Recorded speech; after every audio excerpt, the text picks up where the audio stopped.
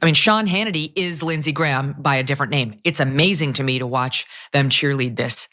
I mean, we've got 7 US personnel dead. They know exactly what President Trump wants to see and the messaging he wants to hear. And it is as bellicose and war hungry as you could possibly imagine. I don't know about you all, but I personally am enjoying being a viewer of Megyn Kelly's, a bit of a renaissance, I guess, a little bit of an enlightenment that she's going through, because she has taken some jabs at her former colleagues over at Fox. She's taking jabs at the warmongers within the Republican Party, and she herself is still very much on the right. And I'm here for it. I'm here to watch it. I love it because it needs to be said. And I think that Tucker Carlson has given other conservatives permission to see US foreign policy for what it really is. Now, Megyn Kelly decided to shred Sean Hannity. You got a little taste of that. Lindsey Graham and President Donald Trump for dragging the United States into a Middle East war on behalf of a foreign country. So here's more of Kelly. It is an isolationist or non-interventionalist worst nightmare. It is exactly the opposite of what President Trump ran on. Exactly the opposite. And yet Fox News is salivating over the prospect of more war, an extended conflict, and Lindsey Graham is its spokesperson. And President Trump seems to be enjoying that, because if he weren't, we wouldn't be seeing that anymore. You do be seeing Lindsey Graham on Fox News quite a bit these days. Like, I feel like he makes multiple Fox News appearances per day. He's like sweaty. He seems a little bit manic, like super excited, like salivating over the thought of like bombs dropping on the heads of civilians in these Middle Eastern countries, like totally depraved lunatic. And it feels good that for once, you're hearing people who aren't on the left call it what it is, okay? These people are warmongers, and Trump did renege on pretty much everything he campaigned on in 2024.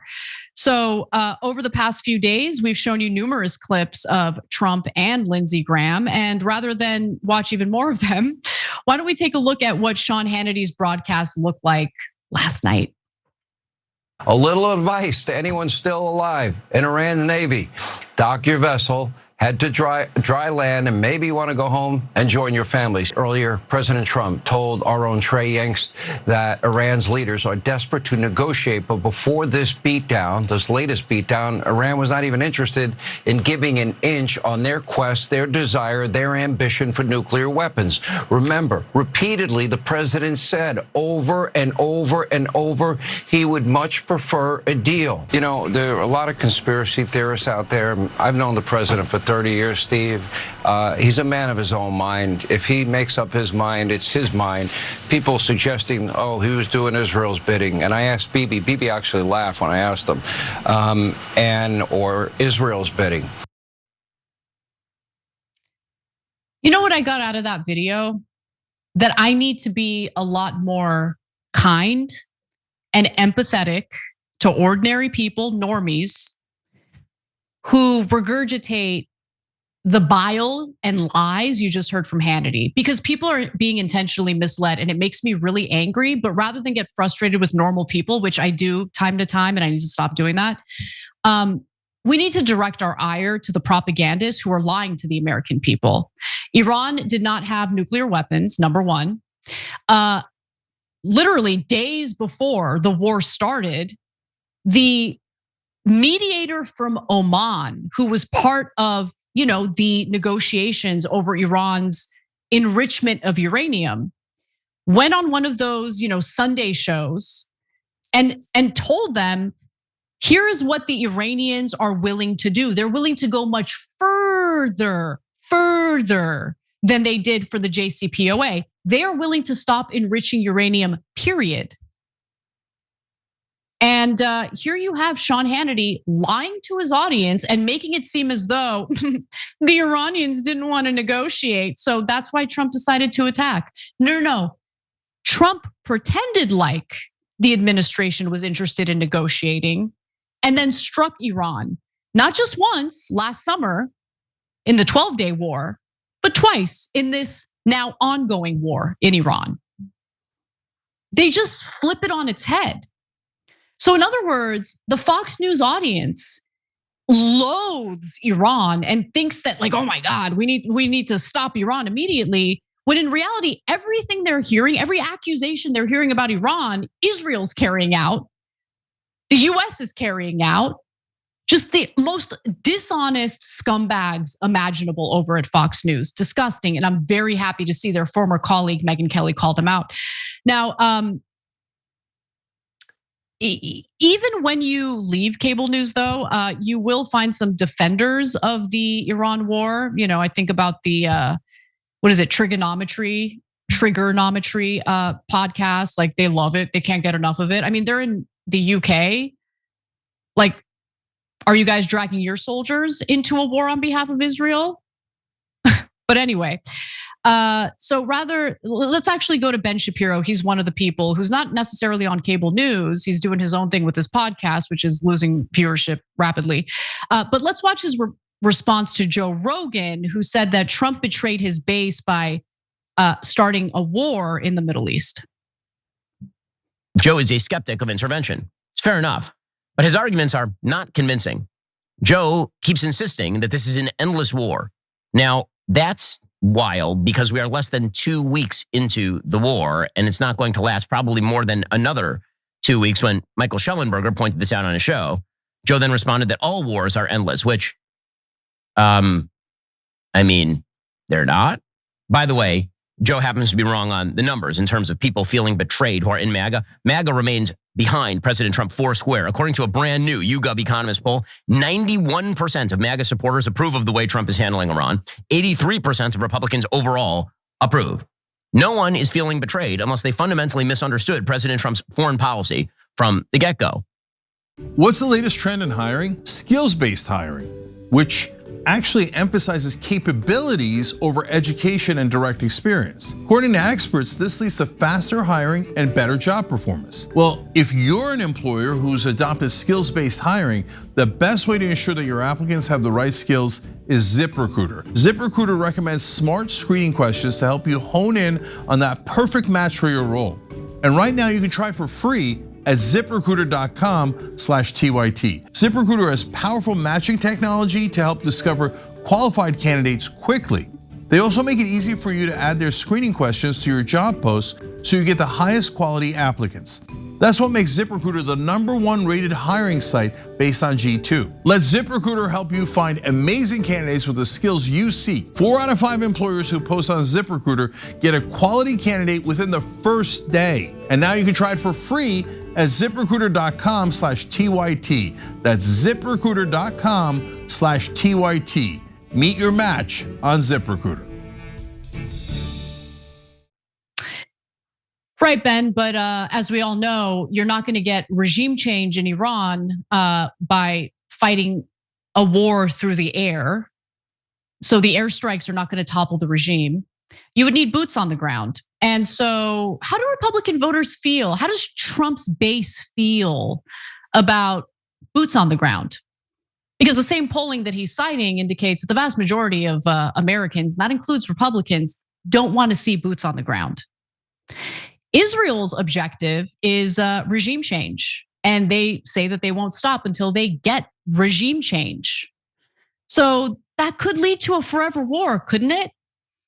But even more importantly, Iran is no longer interested in peace negotiations because they have tried to engage in peace negotiations on multiple occasions and then got sucker punched by the United States on 2 occasions.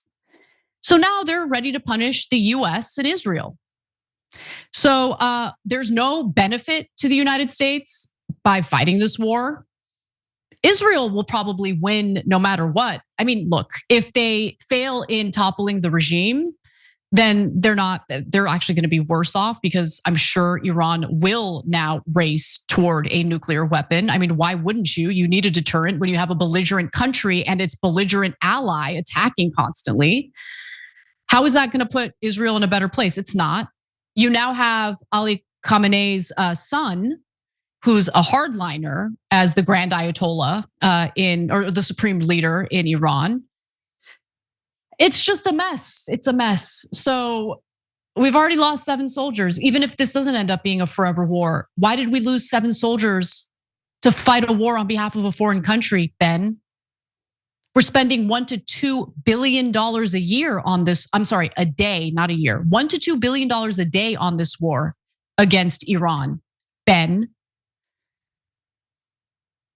But do the Trump voters, the individuals who make up his base, who say that they're pleased with what Trump is doing, do they know all these details? Or are these details that are being withheld from them by people like you and Sean Hannity and other anchors over at Fox News? I think we know what the answer to that is. Shapiro, by the way, was responding to remarks that Rogan made on his podcast this week. And Rogan ended up doubling down. Here is the clip.